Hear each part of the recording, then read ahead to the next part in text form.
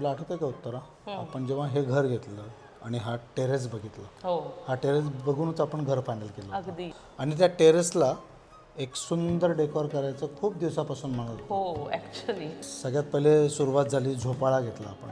मग तिथून खरं सुरुवात झाली. मग झोपाळा आला, त्याच्यानंतर मग आपण एक एक झाडं आणली.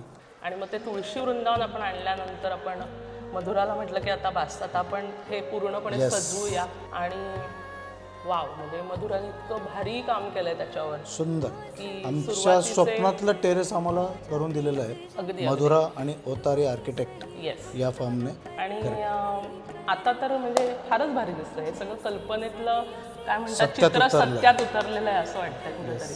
खूपच छान. खूप छान. आता मला वाटतं मी इथेच वेळ जास्त घालवेल. हो हो सगळेच जण.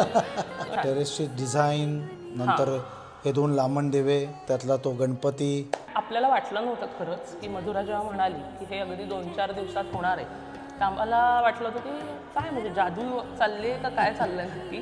पण लिटरली हे 2-4 दिवसात झालं आणि अगदी फिनिशिंग जसं हवं तसं झालेलं. खूप सुंदर, म्हणजे फारच भारी.